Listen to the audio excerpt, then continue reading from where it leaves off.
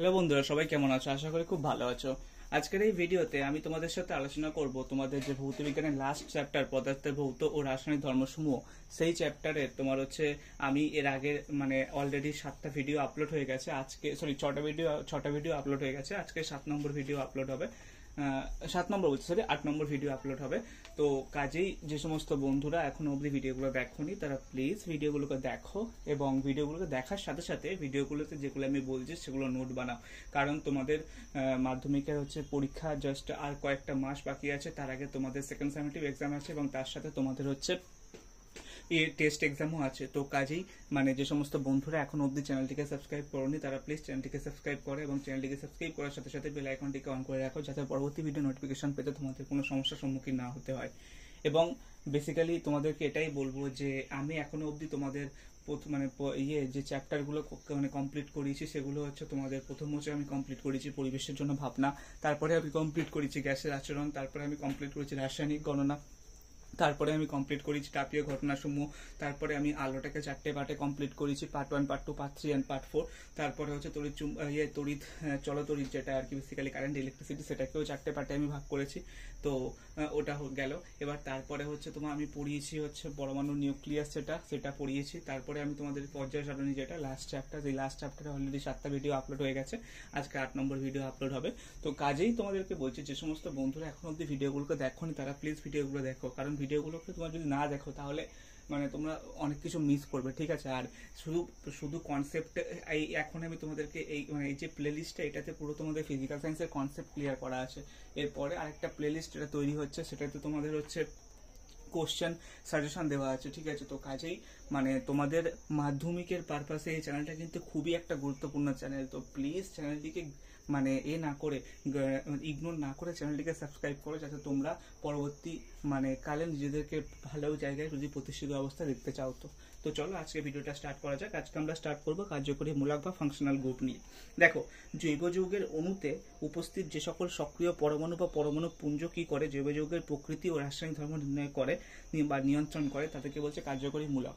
মানে বেসিক্যালি হচ্ছে তোমার কার্যকরী মূলক হচ্ছে তোমার জৈব যৌগের অণুতে উপস্থিত যেসব সক্রিয় পরমাণু বা পরমাণু পুঞ্জ, যেগুলো কি করছে জৈব যৌগের হচ্ছে প্রকৃতি নির্ধারণ করছে। যেমন তুমি ধরো এটা হচ্ছে CH3OH, এটা কি? এটা হচ্ছে একটা অ্যালকোহল শ্রেণীর যৌগ। এটা কি? এটা হচ্ছে তোমার মিথানল। তারপরে আরেকটা হচ্ছে তোমার এটা হলো। এবারে তোমার হচ্ছে আবার তারপরে হচ্ছে তোমার HCHO, এটা হচ্ছে তোমার এটা হচ্ছে অ্যালডিহাইড শ্রেণীর যৌগ, ঠিক আছে? এটা কি? এটা হচ্ছে ফর্মালডিহাইড। মানে বেসিক্যালি এই OH, CHO এই সমস্ত কি বলছে পরমাণু পুঞ্জ, যেগুলো কি করছে জৈব যৌগের প্রকৃতি নিয়ন্ত্রণ করছে, সেইগুলোকেই বলছে কার্যকরী মূলক, ঠিক আছে? এবারে কার্যকরী মূলকের নাম এবং তাদের হচ্ছে সংকেতগুলো আমরা দেখব, ঠিক আছে? এবার আমরা কার্যকরী মূলকের নাম এবং তার সাথে কার্যকরী মূলকের সংকেতগুলো দেখব। প্রথম আসছে হাইড্রক্সিল। এবারে হাইড্রক্সিলের হচ্ছে তোমার সংকেত কি? হাইড্রক্সিল মানে হচ্ছে তোমার বন্ড OH, মানে এটা হচ্ছে অ্যালকোহল শ্রেণীর যৌগ, ঠিক আছে? এরা হচ্ছে তোমার অ্যালকোহল শ্রেণীর যৌগ, ঠিক আছে? অ্যালকোহল শ্রেণীর যৌগ, ঠিক আছে? অ্যালকোহল শ্রেণীর যৌগ, এরা হচ্ছে অ্যালকোহল শ্রেণীর যৌগ। এবারে তোমার হচ্ছে উদাহরণ কি? উদাহরণ হচ্ছে ইথানলের সংকেত কি? ইথানলের সংকেত হচ্ছে C2H5OH। তার মানে ইথানলটা বেসিক্যালি এরকম CH2CH2OH। তার মানে বেসিক্যালি যদি তুমি ইথানলের স্ট্রাকচারটা দেখো তাহলে সেক্ষেত্রে কি হবে? কার্বন তো মানে দুটো কার্বন আছে এক্ষেত্রে, আর এরা সিঙ্গেল বন্ড দিয়ে যুক্ত। প্রথম কার্বনে 3টে হাইড্রোজেন আছে। কারণ কি? কারণ কার্বনের চতুর্যোজ্যতা, তার মধ্যে 3টে যোজ্যতায় 3টে হাইড্রোজেন আছে এবং একটা কার্বনের সাথে বন্ড করে আছে। আর কার্বনে কি হয়েছে? কার্বনেরও 3টে, তার মধ্যে দুটোতে হাইড্রোজেন আছে এবং একটা হাইড্রোজেনকে প্রতিষ্ঠিত করে মানে একটা হাইড্রোজেনকে রিপ্লেসমেন্ট করে একটা alcohol group bond OH hydroxyl group কি হয়েছে? অ্যাড হয়েছে। এবং এটার নাম কি? এটার নাম হচ্ছে ইথানল। ইথানলের সংকেত কি? CH3CH2OH। এটা গেল হাইড্রক্সিল শ্রেণীর যৌগ, ঠিক আছে? আমরা এতক্ষণ আলোচনা করছিলাম হাইড্রক্সিল শ্রেণীর যৌগ বা অ্যালকোহল শ্রেণীর যৌগ, ঠিক আছে? মানে হাইড্রক্সিল বেসিক্যালি কার্যকরী মূলকের নাম, এবং যেটার গঠনগত সংকেত হচ্ছে বন্ড OH দিয়ে আমরা ডিনোট করা হয়। আর হচ্ছে তোমার এটা কি? এটা হচ্ছে অ্যালকোহল শ্রেণীর যৌগ। এবারে আমরা পড়ব ফরমাইল, ঠিক আছে। ফরমাইল হচ্ছে কার্যকরী মূলকের নাম, যেটা বেসিক্যালি হচ্ছে তোমার বন্ড CHO দিয়ে ডিনোট করা হয়। আর এটা হচ্ছে তোমার অ্যালডিহাইড শ্রেণীর যৌগ, এটা হচ্ছে তোমার অ্যালডিহাইড শ্রেণীর যৌগ, ঠিক আছে। এটা হচ্ছে তোমার অ্যালডিহাইড শ্রেণীর যৌগ, ঠিক আছে। শ্রেণীটা হচ্ছে কি অ্যালডিহাইড শ্রেণী, মানে যখন বন্ড OH আসছে সেটা হচ্ছে অ্যালকোহল শ্রেণীর যৌগ, আর যখন হচ্ছে তোমার বন্ড CHO আসছে সেটা হচ্ছে তোমার অ্যালডিহাইড শ্রেণীর যৌগ। এবং তোমার হচ্ছে কার্যকরী মূলকের নাম কি? কার্যকরী মূলকের নাম হচ্ছে ফরমাইল। তাহলে এটার গঠনগত সংকেত এইরকম কাইন্ড অফ, যে বন্ড অফ সি অক্সিজেনের সাথে দুটো বন্ড এবং হাইড্রোজেনের সাথে একটা বন্ড পড়ে থাকবে, ঠিক আছে। এটা হচ্ছে তোমার গঠনগত সংকেত। আর এর গঠনগত সংকেত হচ্ছে তোমার অক্সিজেনের সাথে জাস্ট একটা বন্ড করে থাকবে, ঠিক আছে। দেখো অক্সিজেনের যোজ্যতা কক্ষে কত ইলেকট্রন থাকে, ঠিক আছে। অক্সিজেনের যোজ্যতা কক্ষে কত ইলেকট্রন থাকে যদি তোমরা পজিশনে দেখো, তাহলে সেক্ষেত্রে অক্সিজেন অবস্থান কত? Hydrogen, helium, lithium, beryllium, boron, carbon, nitrogen, oxygen, মানে 8 নম্বরে। তাহলে যদি অক্সিজেনে তোমার যদি ইলেকট্রন বিন্যাস করো, সেক্ষেত্রে কেন্দ্রে হচ্ছে নিউক্লিয়াসে নিউট্রন আর প্রোটন থাকবে। 8 নম্বর মানে হচ্ছে প্রথম কক্ষে 2টো, আর পরের কক্ষে 6টা থাকবে। 1টা 2টো 3টে 4টে 5টা 6টা। এবারে কটা ইলেকট্রন প্রয়োজন? 8টা ইলেকট্রন প্রয়োজন। তার মানে কটা ইলেকট্রন বাকি আছে টোটাল? মানে এটা নিষ্ক্রিয় মৌলে পরিণত হতে 2টো ইলেকট্রন, তাই জন্য অক্সিজেনের যোজ্যতা 2। তাই জন্য এখানে দুটো, একটা বন্ড হচ্ছে অন্য শ্রেণীর সাথে যোগ হবে, আর একটা হচ্ছে হাইড্রোজেনের সাথে যুক্ত হবে। আর কার্বনের যেহেতু চতুর্থ যোজ্যতা, সেহেতু একটা বন্ড হচ্ছে তোমার হচ্ছে অন্য কোনো যৌগের সাথে যুক্ত হবে, আর দুটো বন্ড সাথে অক্সিজেনের সাথে যুক্ত, একটা হাইড্রোজেনের সাথে যুক্ত, ঠিক আছে। আশা করি ক্লিয়ার হয়েছে তোমাদের বন্ড CHO এর গঠনগত স্ট্রাকচারটা, ঠিক আছে। এবারে এটার একটা উদাহরণ দিচ্ছি। উদাহরণ হচ্ছে তোমার ইথানলের গঠনগত সংকেত কি? C2H5CHO, ঠিক আছে। ইথানলের গঠনগত সংকেত হচ্ছে তোমার CH3CHO, কারণ একটা কার্বন এখানে রয়েছে। এবারে এটা ইথানলের গঠনগত সংকেতটা কিভাবে আমরা দেখবো? CH3, তার মানে এই একটা কার্বন, কারণ দুটো কার্বন আছে। এবারে এই কার্বনে একটা হাইড্রোজেন, দুটো হাইড্রোজেন, তিনটে হাইড্রোজেন, আর আরেকটা কি করে কার্বনের সাথে বন্ড করে আছে। এবারে এই কার্বনে তোমার হচ্ছে অক্সিজেনের সাথে দুটো বন্ড করে আছে, একটা এই কার্বনের সাথে বন্ড, আর একটা হচ্ছে হাইড্রোজেনের সাথে বন্ড। এটা হচ্ছে তোমার ইথানলের গঠনগত সংকেত। এবার ইথানলের আরেক নাম হচ্ছে অ্যাসিটালডিহাইড। অ্যাসিটালডিহাইডের সংকেত কি? CH3CHO। আর ফর্মালডিহাইডের সংকেত কি? ফর্মালডিহাইড। এটা হচ্ছে ইথানল বা অ্যাসিটালডিহাইড, ঠিক আছে। এর অপর নাম কি? এর অপর নাম হচ্ছে অ্যাসিটালডিহাইড, ঠিক আছে। ইথানল হচ্ছে IUPAC নাম, আর অ্যাসিটালডিহাইড হচ্ছে তোমার এটা মানে নর্মাল নেম, ঠিক আছে, যেটা হচ্ছে তোমার ইন্ডাস্ট্রিতে ইউজ করা হয়। এবারে এই CH3 দেখো HCHO, এবার দেখবো HCHO মানে কি? HCHO মানে হচ্ছে এখানে একটা কার্বন আছে, তার এটা হচ্ছে তোমার তোমার হচ্ছে ফর্মালডিহাইড, ঠিক আছে। এবারে ফর্মালডিহাইডের এটা গঠনগত সংকেত কি? এটা কার্বন অক্সিজেনের সাথে দুটো বন্ড করে আছে, একটা হাইড্রোজেন আর একটা হাইড্রোজেন। এটা হচ্ছে HCHO এর গঠন, ঠিক আছে। এতক্ষণ আমরা আলোচনা করলাম, প্রথমে আমরা আলোচনা করলাম হাইড্রক্সিল গ্রুপ, যেটা হচ্ছে হাইড্রক্সিল কার্যকরী মূলক, যেটা হচ্ছে তোমার অ্যালকোহল শ্রেণীর অন্তর্গত। এখন আমরা আলোচনা করলাম ফর্মালডিহাইড মানে ফরমাইল কার্যকরী মূলক, যেটা অ্যালডিহাইড শ্রেণীর অন্তর্গত। এবার আমরা আলোচনা করব কিটো কার্যকরী মূলক, যেটা কিটোন শ্রেণীর অন্তর্গত, ঠিক আছে। এবার আমরা আলোচনা করব কিটো কার্যকরী মূলক, ঠিক আছে। এবার আমরা আলোচনা করব কিটো কার্যকরী মূলক, ঠিক আছে। এবং এটা হচ্ছে তোমার কিটোন শ্রেণী এর অন্তর্গত, ঠিক আছে। এবার এর গঠনগত স্ট্রাকচার কি? Bond CO। এবার CO এর গঠনগত স্ট্রাকচার কি? কার্বন দুটো বন্ড অক্সিজেনের সাথে, আর এখানে যেহেতু আর একটা বন্ড থাকবে, তার মানে কার্বনের ক্ষেত্রে কি হবে? কার্বনের দুটো বন্ড ফাঁকা থাকবে। এবারে এই দুটো বন্ড কি করবে? দুটো বন্ড হচ্ছে তোমার অন্য কোনো যৌগের সাথে যুক্ত হয়ে তোমার হচ্ছে কিটোন শ্রেণীর অন্তর্গত তোমার হচ্ছে যৌগ উৎপন্ন করবে, ঠিক আছে। এবারে আমরা একটা উদাহরণ দেখব। উদাহরণ হচ্ছে তোমার অ্যাসিটোন, ঠিক আছে। অ্যাসিটোন বা প্রোপানন। এবারে অ্যাসিটোন বা প্রোপানন, দেখো এর আগের দিন আমি তোমাদেরকে পড়েছি কার্বন সংখ্যার উপরে ডিপেন্ড করে যে নামগুলো অ্যালকিন অ্যালকাইনের, methane, ethane, propane, butane, pentane, hexane, heptane, octane, nonane, decane, C1 থেকে C10 অবধি। এবারে এখানে হচ্ছে প্রোপানন। প্রোপানন মানে C3, 3টে কার্বন থাকবে, অ্যাসিটোন বা প্রোপানন। তার মানে এর গঠনগত সংকেত কি হবে? CH3CO CH3। ঠিক আছে, এটা হচ্ছে এর গঠনগত সংকেত। এবার এটা এবার কিভাবে স্ট্রাকচার করে আছে দেখো, কার্বন, আচ্ছা কার্বন, এই একটা কার্বন, এই একটা কার্বন। এবারে এই কার্বন, এটা হচ্ছে কিটো গ্রুপ, ঠিক আছে। আর এখানে কি, এখানে হচ্ছে একটা হাইড্রোজেন, দুটো হাইড্রোজেন, তিনটে হাইড্রোজেন, এখানে একটা হাইড্রোজেন, দুটো হাইড্রোজেন, তিনটে হাইড্রোজেন। এটা হচ্ছে তোমার অ্যাসিটোনের গঠন, ঠিক আছে। CH3CO CH3, এটা হচ্ছে তোমার অ্যাসিটোন বা প্রোপাননের গঠন। আশা করছি তোমাদের কেমিস্ট্রি ক্লিয়ার হচ্ছে, ঠিক আছে। কারণ আমি চাই তোমাদের প্রত্যেকটা চ্যাপ্টারে সুন্দরভাবে বোঝানো। তো আমার মনোগত হয়নি যে চ্যাপ্টারটা আমার নিজের লেগেছে, সেটা হচ্ছে ওই কারেন্ট ইলেকট্রিসিটির কিছু পার্টটা আমার নিজের মনোগত হয়নি। তো আমি চেষ্টা করবো সেটা আরো একটা সুন্দর ভিডিও আপলোড করে দেওয়ার। কিন্তু আগে তোমরা এই ভিডিওগুলোকে দেখো, ওখানে আমি যে কনসেপ্টগুলো বলেছি সেগুলো খুব ইম্পর্টেন্ট। আর বেসিক্যালি আশা করছি তোমাদের এই প্লেলিস্টটা খুব ভালো লাগবে। এখন আমরা কিটো নিয়ে আলোচনা করলাম, এবার আমরা আলোচনা করব কার্বক্সিল কার্যকরী মূলক, ঠিক আছে। এবার আমরা আলোচনা করব কার্বক্সিল কার্যকরী মূলক, যেটা হচ্ছে তোমার কি বলা যেতে পারে, যেটা হচ্ছে তোমার কার্বক্সিলিক অ্যাসিড শ্রেণীর অন্তর্গত, যেগুলো অ্যাসিড শ্রেণীর অন্তর্গত। এবার এর গঠনগত সংকেত হচ্ছে তোমার বন্ড COOH।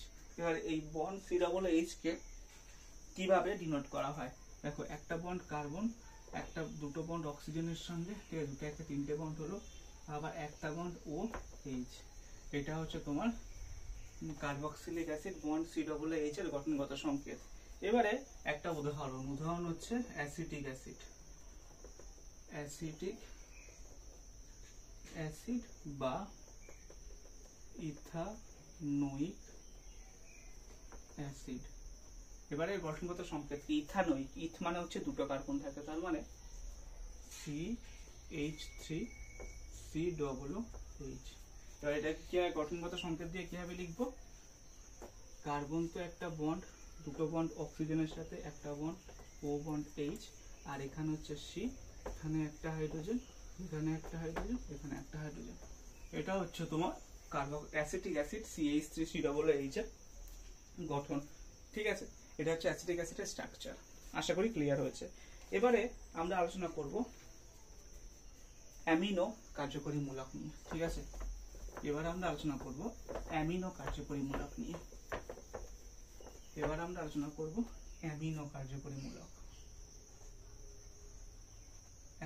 অ্যামিনো কোন শ্রেণীর অন্তর্গত? Primary amine.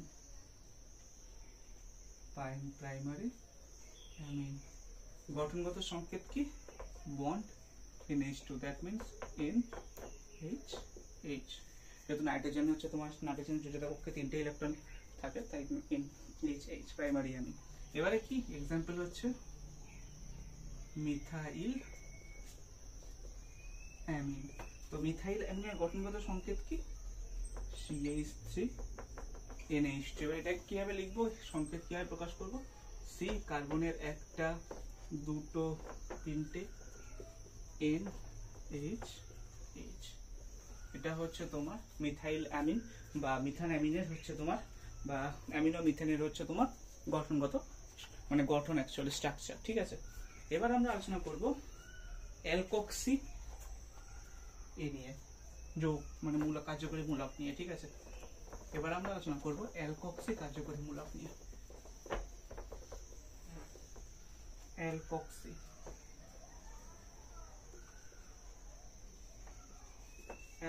ঠিক আছে। এবার আমরা আলোচনা করব অ্যালকক্সি কার্যকরী মূলক নিয়ে। এবার অ্যালকক্সি কার্যকরী মূলকের সংকেত কি, মানে বেসিক্যালি এটা কি শ্রেণীর অন্তর্গত? এটা হচ্ছে ইথার শ্রেণীর অন্তর্গত, এবং এর কার্যকরী সংকেত হচ্ছে বন্ড ও বন্ড। এবারে তোমার হচ্ছে একটা এক্সাম্পল হচ্ছে তোমার ডাইমিথাইল ইথারের গঠনগত সংকেত কি? CH3O CH3, কারণ মিথাইল ডাই, দুটো মিথাইল বলেছে, তো ডাইমিথাইল ইথার। এটাকে কিভাবে আমরা লিখবো? Carbon, hydrogen, hydrogen, hydrogen, bond ও, bond carbon, hydrogen, hydrogen, hydrogen. ঠিক আছে, এটা হচ্ছে তোমার ডাইমিথাইল ইথার CH3 ও CH3 এর গঠনগত সংকেত। ঠিক আছে, আশা করি তোমাদের ক্লিয়ার হয়েছে যে কার্যকরী মূলকটা। এবারে আমরা আলোচনা করব জৈব যৌগের সমবায়বতা। দেখো, সমবায়বতা বা আইসোমারিজম বলতে কি বোঝাচ্ছে, মানে বেসিক্যালি সাদৃশ্য, দুটো জৈব যৌগের মধ্যে সাদৃশ্য। এবার সেটা গঠনগত সাদৃশ্য হতে পারে, অবস্থানগত সাদৃশ্য হতে পারে। বেসিক্যালি কি বলছে, একই আণবিক সংকেত বিশিষ্ট কিন্তু উপাদান পরমাণু বা মূলকগুলির গঠন ও বিন্যাসের পার্থক্যের জন্য পৃথক ভৌত ও রাসায়নিক ধর্মযুক্ত যৌগগুলিকে পরস্পরের সমবায়বতা বা আইসোমার বলা হয়, এবং এই ঘটনাকে বলছে সমবায়বতা বা আইসোমারিজম। আরেকবার বলছি, একই আণবিক সংকেত বিশিষ্ট কিন্তু উপাদান পরমাণু অথবা মূলকগুলির গঠন ও বিন্যাসের জন্য ভৌত ও রাসায়নিক ধর্মযুক্ত মৌলগুলির পরস্পরকে সমবায় বলা হচ্ছে। বেসিক্যালি নাথিং বাট আণবিক সংকেত একই, আণবিক সংকেত সেম, ঠিক আছে, আণবিক সংকেত সেম, কিন্তু তার কার্যকরী মূলক চেঞ্জ হওয়ার জন্য যৌগের মধ্যে যে মানে যে সাদৃশ্য দেখা যাচ্ছে সেটাকেই বলছে হচ্ছে আইসোমারিজম। ঠিক আছে, এবার গঠনগত সমবায়বতা বলতে কি বোঝাচ্ছে, দেখো, একই আণবিক সংকেত বিশিষ্ট কিন্তু অণুর বা মধ্যে পরমাণু বা মূলকগুলির পরস্পরের সংযোজনের পার্থক্যের জন্য পৃথক গঠনমূলক সংকেত এবং পৃথক ভৌত ও রাসায়নিক ধর্মযুক্ত জৈব যৌগগুলিকে পরস্পরের গঠনগত সমবায়বতা বলা হচ্ছে। ঠিক আছে, মানে কার্যকরী মূলকের গঠনের চেঞ্জের জন্য যে সমবায়বতা সেটা হচ্ছে গঠনগত সমবায়বতা। আর অবস্থানগত বলতে কার্যকরী মূলকের অবস্থান যদি তোমার মেইন পরমাণুর মধ্যে যদি চেঞ্জ হয় সেটার জন্য মৌলের ধর্মের যে চেঞ্জ হয় সেটাকেই বলছে অবস্থানগত সমবায়বতা। ঠিক আছে, এবারে সমবায়বতা, সমবায়বতা টু টাইপ, একটা হচ্ছে তোমার গঠনগত সমবায়বতা আর আরেকটা হচ্ছে তোমার অবস্থানগত সমবায়বতা। ঠিক আছে, অবস্থানগত সমবায়বতা। এবারে গঠনগত সমবায়বতা, যেটা গঠনগত সমবায়বতা কি বলছে, গঠনগত সমবায়বতা এটা বলছে যে তোমার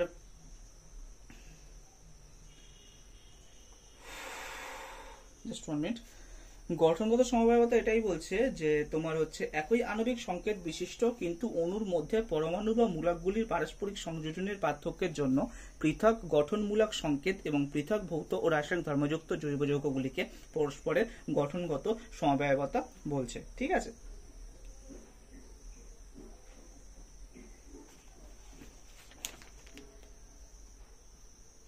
এবারে অবস্থানগত সমবায়বতা কি বলছে, অবস্থানগত সমবায়বতা বলছে যে একই গঠন কাঠামো বিশিষ্ট কার্বন শৃঙ্খলযুক্ত যৌগসমূহে একই প্রতিস্থাপক বা কার্যকরী মূলকের অবস্থানের বিভিন্নতার জন্য যে ধরনের সমবায়বতা ঘটে তাকে অবস্থান ঘটিত সমবায়বতা বলছে।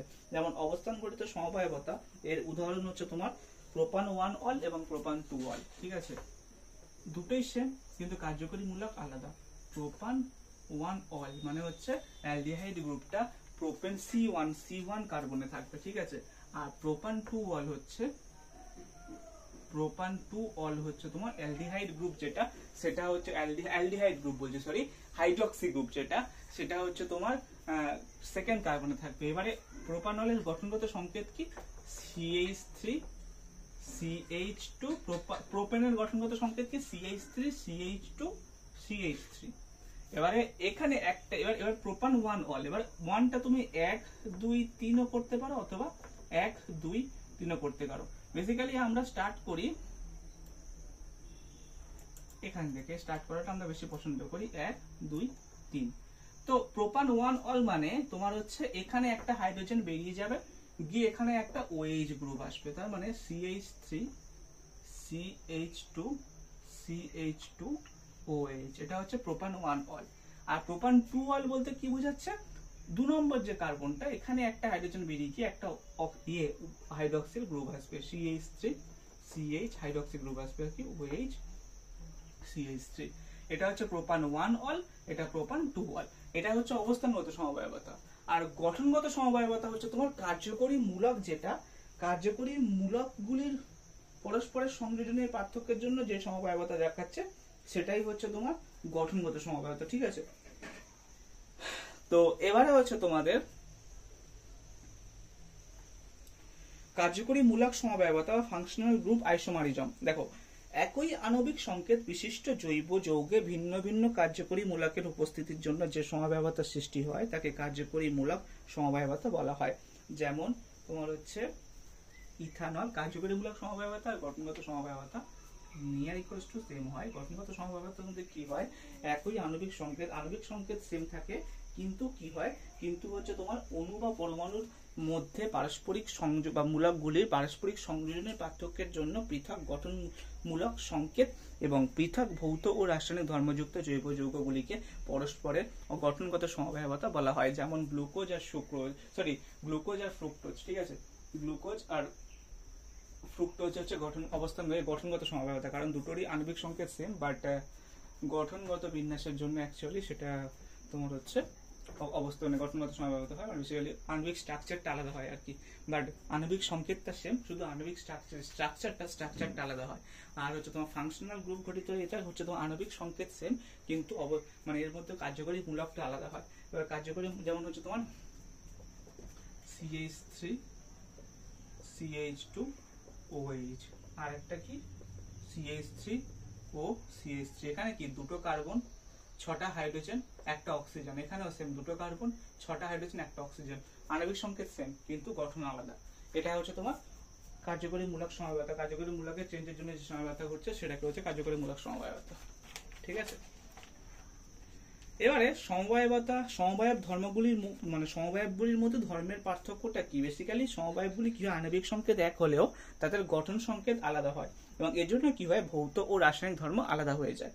যেমন হচ্ছে তোমার C2H6O, যেমন এটা দেখালাম আর কি, C2H6O, মানে এই যে এখানে C2H6O, এটার ক্ষেত্রেও C2H6O, এটার ক্ষেত্রেও তোমার C2H6O। কিন্তু কি হচ্ছে, আণবিক সংকেত সেম হলেও গঠন আলাদা হওয়ার জন্য এদের কি হচ্ছে, রাসায়নিক ও ভৌত ধর্ম আলাদা হয়ে যাচ্ছে। ঠিক আছে, বেসিক্যালি এটাই, এগুলো হচ্ছে। আর ইথানল অ্যালকোহল শ্রেণীর তরল যৌগ, এর স্ফুটনাঙ্ক হচ্ছে 78.2 degree centigrade. Methoxy methane ether শ্রেণীর যৌগ, এবং এটি গ্যাসীয় পদার্থ, এবং তরল অবস্থায় এর স্ফুটনাঙ্ক হচ্ছে -24 ডিগ্রি সেন্টিগ্রেড। ঠিক আছে, এবারে তোমাদের এটা গেল। এবারে তোমাদের হচ্ছে তোমার সমগণীয় শ্রেণী বলতে কি বোঝাচ্ছে। ঠিক আছে, সমগণীয় শ্রেণী বা হোমোলোগাস সিরিজ কি, সেটা নিয়ে আমরা এবারে আলোচনা করব। সমগণীয় শ্রেণী বা হোমোলোগাস সিরিজ। সমগণীয়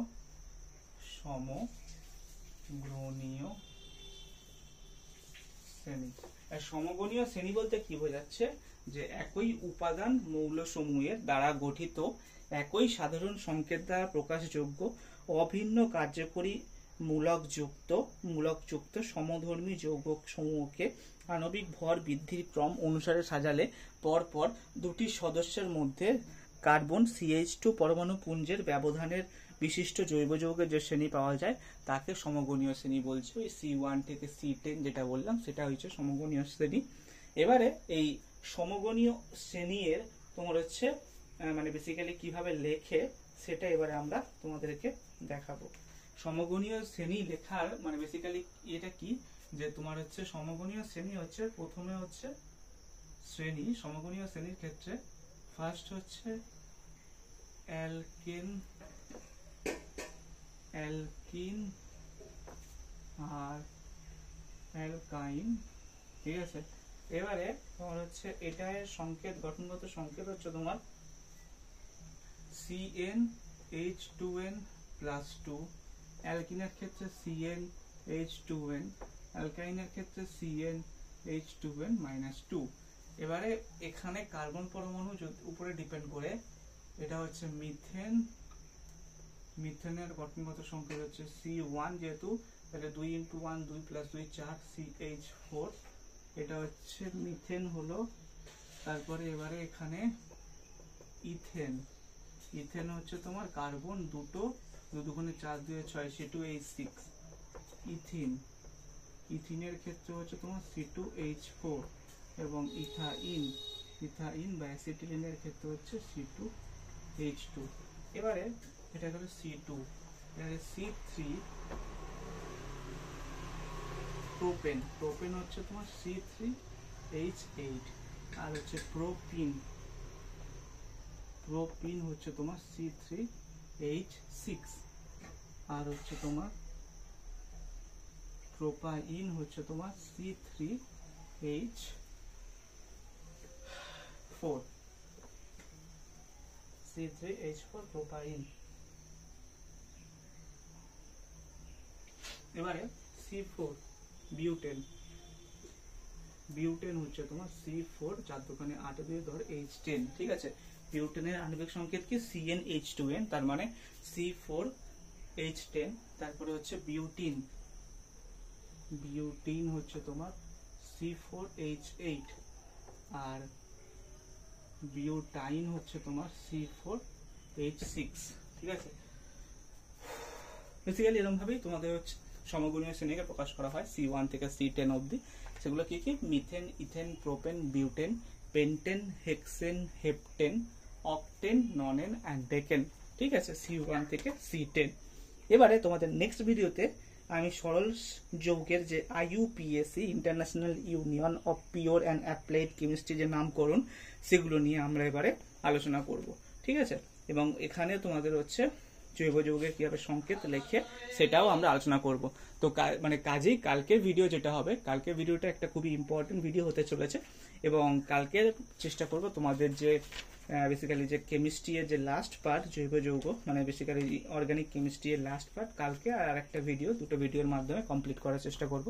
যেমনটা আমি তোমাদেরকে বলেছিলাম যে এই চ্যাপ্টারের উপরে 6টা ভিডিও মানে ভিডিও 6টা পার্টে ভাগ করব, সেটা 6টা পার্টে না ভাগ করে আমরা চেষ্টা করছি 5টা পার্টের মধ্যে কমপ্লিট করানোর। কারণ অলরেডি তোমাদের দুটো পার্ট মানে একটা পার্ট, এবং হ্যাঁ অলরেডি তোমাদের একটা মানে এটার উপরে এই যে লাস্ট চ্যাপ্টারটা, এই লাস্ট চ্যাপ্টারটার উপরে অলরেডি একটা পার্ট আপলোড হয়ে গেছে, এবং আজকে সেকেন্ড পার্টটা আপলোড হচ্ছে, এবং নেক্সট ডেতে তোমাদের আর দুটো পার্ট আপলোড হলেই এই চ্যাপ্টারটা পুরো কমপ্লিট হয়ে যাবে, এবং তোমাদের ভৌত বিজ্ঞানের পুরো যে প্লেলিস্ট সেটা কমপ্লিট হয়ে যাবে। এবং তারপরে আমি তোমাদের কন্টিনিউয়াসলি তোমাদের যে সাজেশন এই প্লেলিস্টে কন্টিনিউয়াসলি ভিডিও আপলোড করতে থাকবো।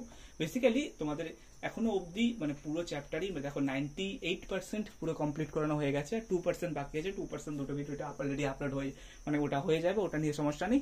98% যে চ্যাপ্টারটা কমপ্লিট করেছি, এই 98% চ্যাপ্টারটা প্লিজ পড়াশোনা করো, কারণ তোমাদের জাস্ট পরীক্ষা 5 মাস পরে তোমাদের টেস্ট পরীক্ষা, এবং তারপরে 2 মাস পরে তোমাদের হচ্ছে মেইন পরীক্ষা। তো কাজেই বি কেয়ারফুল এবং সিরিয়াস হও। যদি ভৌতবিজ্ঞানে 98, 99, 100 পেতে চাও, তাহলে সেক্ষেত্রে আমি যেমন করে বলছি সেরকমভাবে পড়াশোনা করো, তাহলে দেখবে তোমরা খুব ইজিলি 97, 98, 99 আরামসে পেয়ে যাবে। এবং এমসিকিউ যত বেশি ঠিক করবে ততই হচ্ছে তোমাদের ফুল মার্কস পাওয়ার সম্ভাবনা তত বেশি, ঠিক আছে। এবার এমসিকিউ তোমরা প্র্যাকটিস করবে, বেশি বেশি করে তোমাদের টেস্ট পেপার সলভ করবে, এবং বইয়ের প্রত্যেকটা লাইন খুঁটিয়ে পড়বে। চেষ্টা করো দুটো বই কমপ্লিট করার, প্রান্তিক এবং তার সাথে ভট্টাচার্য ব্রাদার্স যে বইটা, দুটো বই কমপ্লিট করার চেষ্টা করো। আশা করছি তোমাদের পুরো সিলেবাস ভালোভাবে কমপ্লিট হয়ে যাবে, ঠিক আছে। মানে তোমরা তোমাদের প্রিপারেশনটাও আরো ভালো করে হবে। দেখো টোটাল তো আই গেস 150 পাতার বই হবে হয়তো, তো 150 পাতার বই নর্মাল ব্যাপার, ঠিক আছে। আমরা যখন ক্লাস 11-12 আমাদের 150 পাতার হয়তো একটা চ্যাপ্টারের হাফ পার্ট ছিল, ঠিক আছে। তো একটু পড়াশোনা করো, ঠিক আছে, একটু বেশি বেশি করে পড়াশোনা করো, এবং তারপরে যখন গ্র্যাজুয়েশন মানে বিটেক বা এমবিএস করবে তখন তোমাদের আরো বেশি চাপ পড়বে। তো কাজেই এখন থেকে প্রিপেয়ার হও। দেখা হবে তোমাদের সাথে নেক্সট ভিডিওতে। আর প্লিজ যে সমস্ত বন্ধুরা চ্যানেল নতুন, তারা প্লিজ চ্যানেলটিকে সাবস্ক্রাইব করে চ্যানেলের পাশে থাকো এবং বেঙ্গল ইঞ্জিনিয়ারকে গ্রো হতে সহায়তা করো। দেখা হবে তোমাদের সাথে নেক্সট ভিডিওতে।